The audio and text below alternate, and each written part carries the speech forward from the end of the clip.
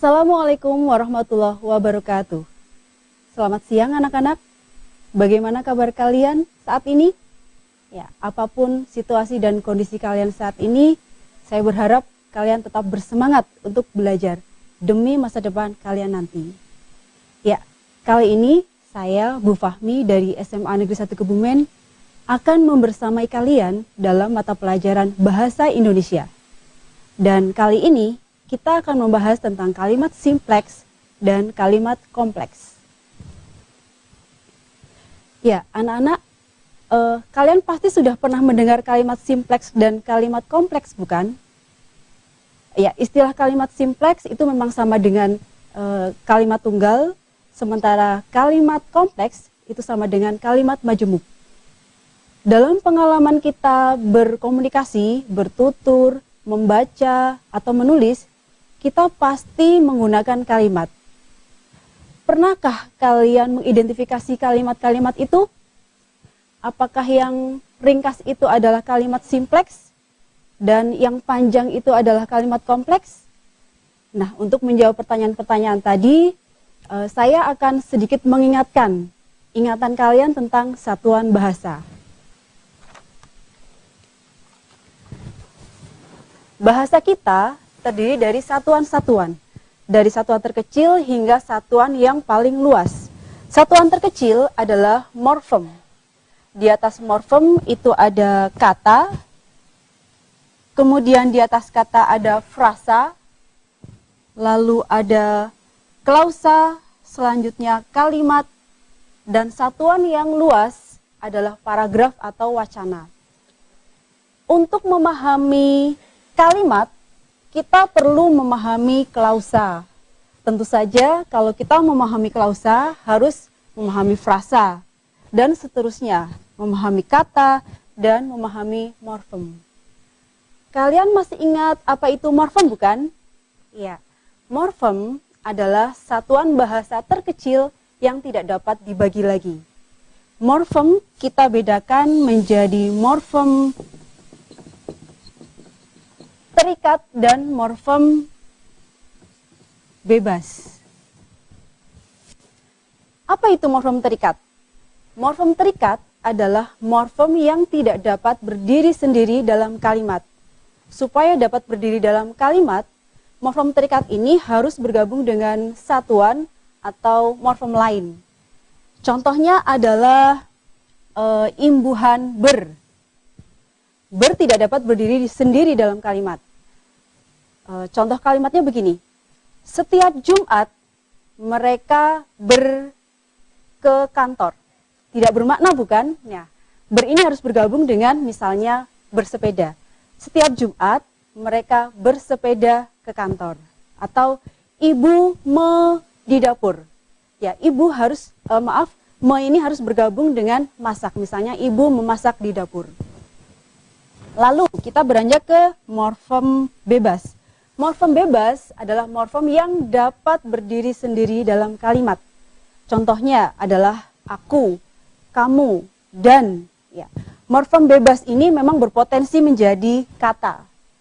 Ya, satuan di atasnya yaitu kata, kita bedakan menjadi kata tunggal,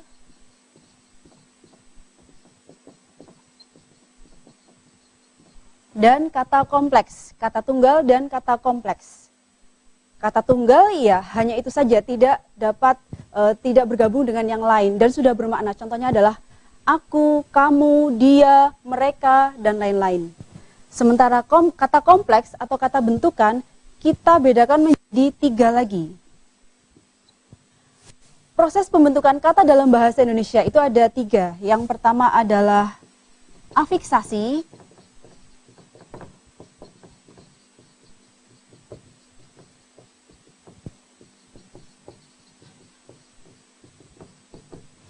Saya ulangi ya, proses pembentukan kata dalam bahasa Indonesia itu ada 3. Ada afiksasi atau pengimbuhan, ada reduplikasi atau pengulangan, dan ada komposisi atau pemajemukan. Afiksasi menghasilkan kata berimbuhan. Contohnya adalah kata berimbuhan. Ya, berimbuhan itu sendiri adalah kata yang berimbuhan. Kemudian reduplikasi, menghasilkan kata ulang. Lalu komposisi ini menghasilkan kata majemuk. Pemajemukan menghasilkan kata majemuk. Kata majemuk adalah, ya benar, dua kata yang membentuk makna baru. Kita beralih ke satuan di atasnya, yaitu frasa ya. Frasa adalah gabungan kata yang hanya menduduki satu fungsi dalam kalimat. Saya ulangi, frasa adalah gabungan kata yang hanya menduduki satu fungsi dalam kalimat.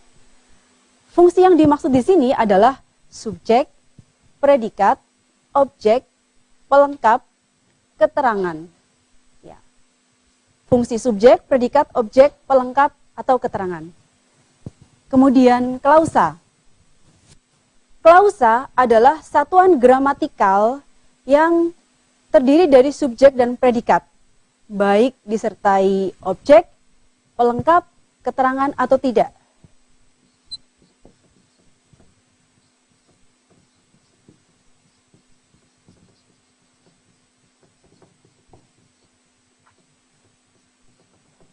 Satuan gramatikal yang terdiri dari subjek dan predikat, baik disertai objek, pelengkap, keterangan atau tidak. Ya, kemudian kalimat dan seterusnya saya rasa akan kita bahas di lain waktu. Lalu mengenai kalimat simpleks dan kalimat kompleks. Kalimat simpleks atau kalimat tunggal adalah kalimat yang hanya terdiri dari satu klausa. Ya, mohon dicatat ya. Kalimat simpleks adalah kalimat yang terdiri dari satu klausa saja. Sementara kalimat kompleks adalah kalimat yang terdiri lebih dari satu klausa. Bisa dua, bisa tiga. Ya, begitu. Kemudian untuk lebih memahami kalimat simpleks dan kalimat kompleks, mari kita cermati contoh-contoh berikut ini. Pada layar kalian telah ada contoh kalimat simpleks. Ada 7 kalimat simpleks. Kalimat simpleks yang pertama adalah Dian cantik. Kemudian Fikri membaca buku. Adik Dian belajar menari tadi pagi. Fikri menari-nari di pendopo. Gotrek sahabatku. Adik Fikri 2. Dian mengakui hal itu. Ya, semuanya ini adalah kalimat simpleks. Semuanya terdiri dari satu klausa. Kita analisis bersama-sama ya. Dian menduduki fungsi subjek. Cantik fungsi predikat. Ya. Cantik di sini adalah kata yang berjenis adjektiva atau kata sifat. Di bawahnya poin B, Fikri subjek, membaca predikat, dan buku ini, kata buku menduduki objek atau menduduki pelengkap? Ya, objek atau pelengkap? Yang lebih tepat adalah objek, karena jika kalimat aktif ini dipasifkan, buku nanti akan menduduki sebagai subjek pada kalimat pasifnya. Kata membaca ini adalah kata yang berjenis verba ya. Di bawahnya, adik Dian subjek, belajar predikat, lalu kata menari menduduki fungsi pelengkap, bukan objek, karena kalimat ini walaupun aktif tidak dapat dipasifkan. Sementara tadi pagi adalah keterangan waktu. Subjek, predikat, pelengkap, keterangan waktu hanya satu klausa. Di bawahnya ada Fikri subjek, pasti ya, menari-nari. Ini adalah kata ulang, predikat, dan di pendopo, keterangan tempat. Satu klausa lagi. Kemudian gotrek itu subjek. Nah, sahabatku ini adalah predikat. Kata sahabatku adalah kata berjenis nomina. Pada poin B, C, D itu tadi predikatnya berupa verba, sementara poin E adalah nomina. Dan poin F, subjeknya adik atau Fikri? Subjeknya adalah adik Fikri. Lalu dua itu menduduki fungsi predikat. Dua merupakan kata berjenis numeralia. Dan poin G, Dian subjek mengakui predikat, hal itu objek. Subjek, predikat, objek, dan hanya satu klausa. Bisa disimpulkan contoh yang kalian lihat di sini semuanya adalah kalimat simpleks memang. Nah, dari sini kita juga bisa memberikan penekanan bahwa predikat sebuah kalimat itu tidak harus berupa kata kerja atau verba. Predikat sebuah kalimat bisa berupa adjektiva pada poin A, cantik, kemudian predikat sebuah kalimat bisa berupa kata nomina, yaitu sahabatku di situ ya, dan juga bisa berupa numeralia, 2 pada poin F itu, adik Fikri 2. Ya, setelah kita memahami kalimat simpleks, mari kita lihat bersama contoh kalimat kompleks. Kalian bisa bercoret-coret di catatan kalian dan mulai menganalisis juga. Dian mengakui bahwa dia menyantap sate kambing tadi malam.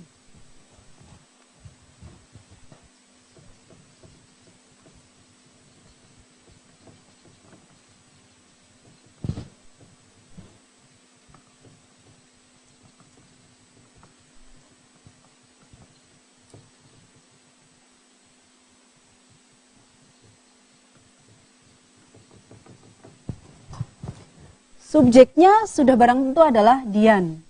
Predikatnya mengakui. Nah, di sini ada kata tugas ya, bahwa ya, kita analisis setelah itu saja dulu. Dia itu subjek, menyantap predikat, sate kambing, objek tadi malam, keterangan waktu. Dari bawah hingga tadi malam ini menduduki fungsi objek. Kata bahwa memang merupakan konjungsi penerang, tetapi tidak ada keterangan penerang dalam bahasa Indonesia. Membentuk apa bahwa ini akan membentuk objek? Apakah ini benar-benar objek? Iya, karena jika kalimat ini dipasifkan, masih bisa berbentuk. Misalnya, bahwa dia menyantap sate kambing tadi oleh. Nah, bagaimana pola kalimat ini? Untuk mengetahui ini terdiri dari berapa klausa ya? Subjek, predikat, objek. Di bawahnya ada subjek, predikat, objek, keterangan waktu. Ada dua klausa. Ini adalah kalimat kompleks. Lalu kalimat kompleks ini bernama kalimat majemuk bertingkat dengan anak kalimat pengganti objek. Selanjutnya adalah tadi malam Fikri belajar kimia dan adiknya menonton televisi. Tadi malam Fikri belajar kimia dan adiknya menonton televisi. Tadi malam itu adalah keterangan waktu. Fikri belajar kimia. Fikri itu subjek, belajar predikat, kimia itu pelengkap, kemudian dan adalah kata hubung, adiknya subjek, menonton predikat, televisi adalah objek. Hingga jika dituliskan polanya akan membentuk keterangan waktu, subjek, predikat, pelengkap, dan subjek, predikat, objek. Tidak bertingkat ya, tapi kalimat ini terdiri dari dua klausa. Ini adalah kalimat kompleks. Namanya adalah kalimat majemuk setara. Jika menggunakan konjungsi dan berarti penambahan. Kalimat majemuk setara penambahan. Kalimat selanjutnya adalah ketika Dian memasak, adiknya mencuci piring. Ketika Dian memasak, adiknya mencuci piring. Ya. Ada konjungsi ketika, lalu di sampingnya Dian itu adalah subjek, lalu memasak adalah predikat, lalu klausa selanjutnya itu adalah adiknya subjek, mencuci predikat, piring adalah objek. Jadi polanya adalah keterangan waktu ya, karena ketika merupakan konjungsi keterangan waktu.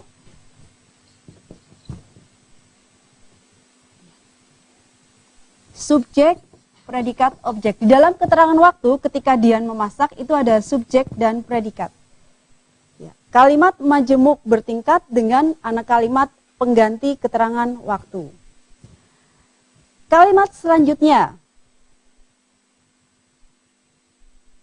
Walaupun ibu telah membelikannya mainan, adik tetap menangis. Walaupun ibu telah membelikannya mainan, adik tetap menangis. Ya. Silahkan kalian catat dulu di buku catatan.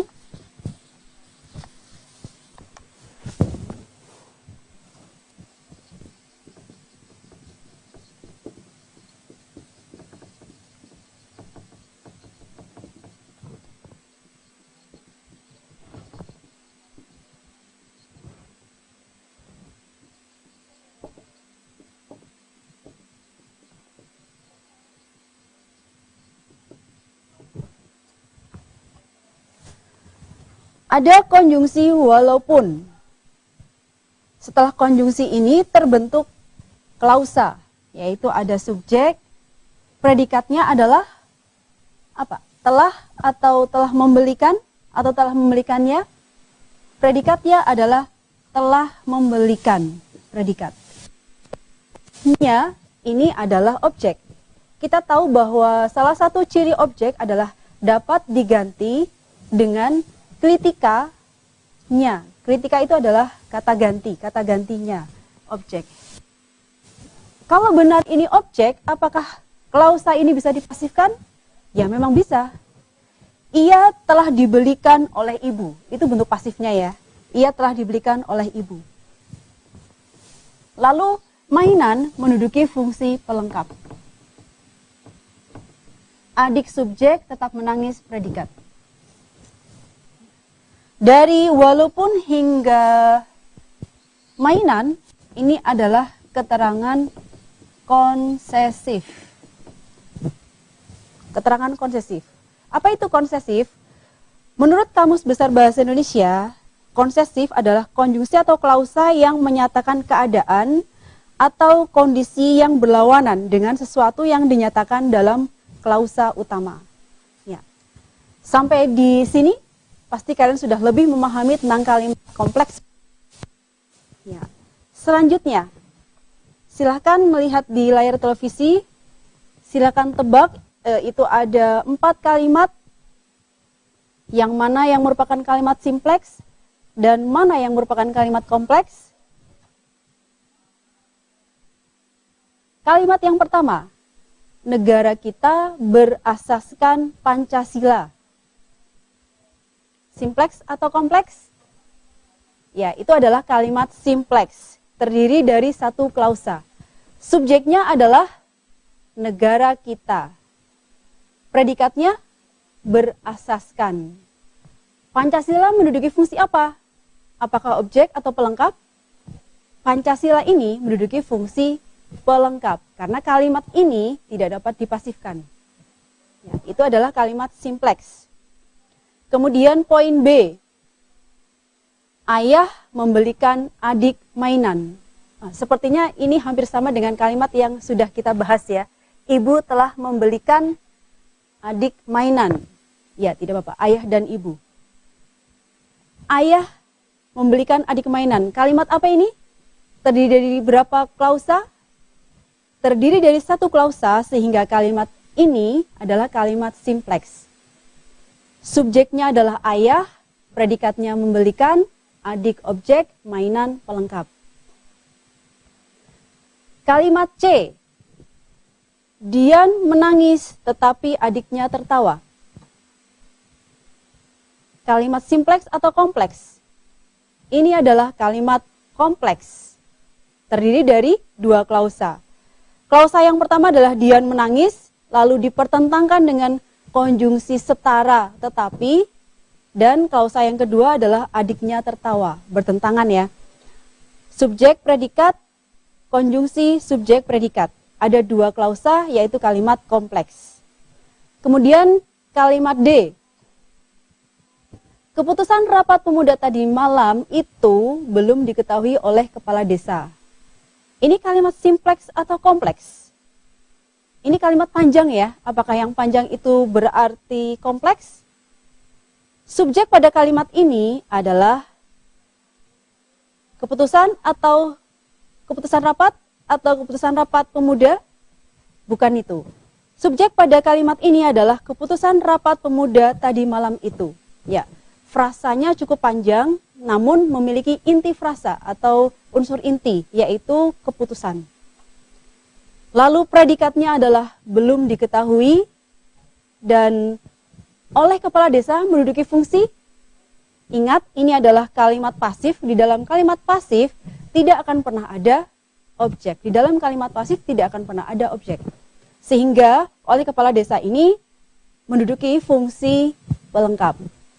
Ya, ini kalimatnya lebih panjang daripada kalimat C, namun ini adalah kalimat simpleks, terdiri dari satu klausa saja. Kemudian bisa kalian lihat di layar juga, Yang selanjutnya, kalimat simpleks atau kalimat kompleks? Atau yang lainnya?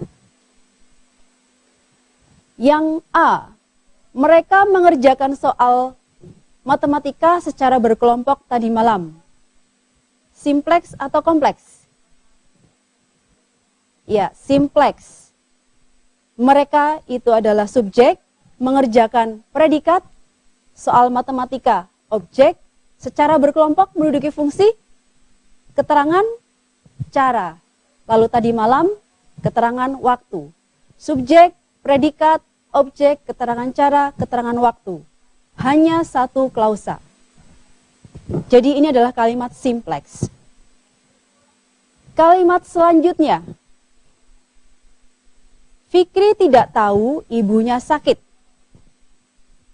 Fikri tidak tahu ibunya sakit. Simpleks atau kompleks?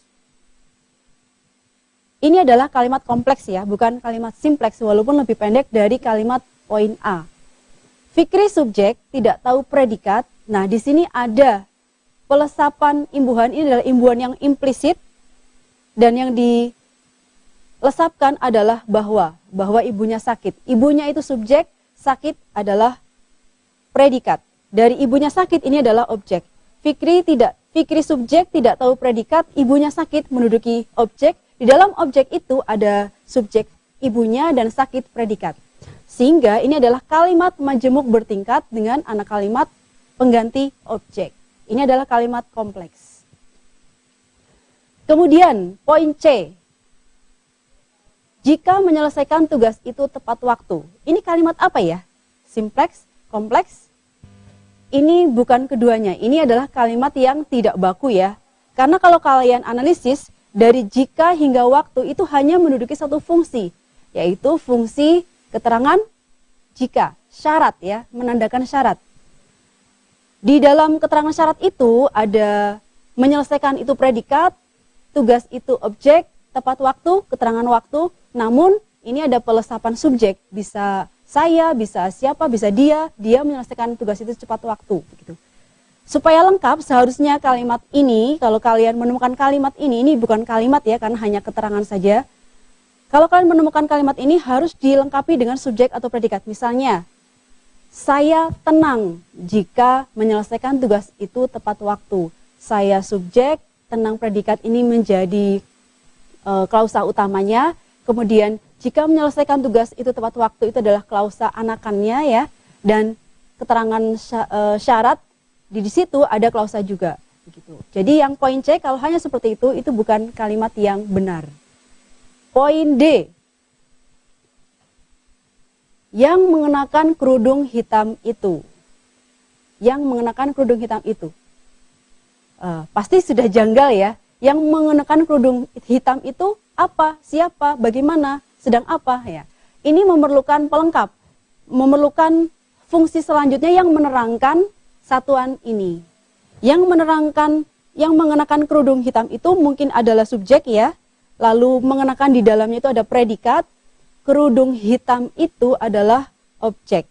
Lalu kalau kalian tambahkan, misalnya ditambahkan predikat, bisa kalian tambahkan sudah pulang, itu predikat, atau memasuki ruangan juga bisa. Memasuki predikat, ruangan itu keterangan waktu, keterangan tempat, maaf. Yang mengenakan kerudung hitam itu memasuki ruang guru misalnya. Yang mengenakan kerudung hitam itu subjek, memasuki predikat, ruang guru, keterangan tempat. Ya, jadi yang D kalau lengkap seperti itu adalah kalimat kompleks. Tapi kalau hanya seperti itu bukan kalimat yang benar. Poin selanjutnya. Di dalam pembahasan kalimat simpleks dan kalimat kompleks ini, kita perlu juga memahami perbedaan konjungsi dan preposisi. Perbedaan konjungsi dan preposisi. Dalam bahasa Indonesia ini ada banyak sekali kata tugas. Kata tugas dalam bahasa Indonesia banyak ya. Ada yang berfungsi sebagai konjungsi, ada yang berfungsi sebagai preposisi, dan ada yang bisa berfungsi sebagai keduanya. Ya, saya ulangi, ada banyak kata tugas dalam bahasa Indonesia, ada yang bisa berfungsi sebagai konjungsi saja, preposisi saja, atau bisa berfungsi sebagai keduanya. Konjungsi itu adalah kata hubung, sementara preposisi adalah kata depan. Ya. membentuk kata tugas itu akan berfungsi sebagai kata hubung atau konjungsi apabila membentuk klausa. Dan jika kata tugas itu nanti hanya membentuk frasa, maka kata tugas itu berfungsi sebagai preposisi. Contohnya pada poin A, ada kata tugas karena.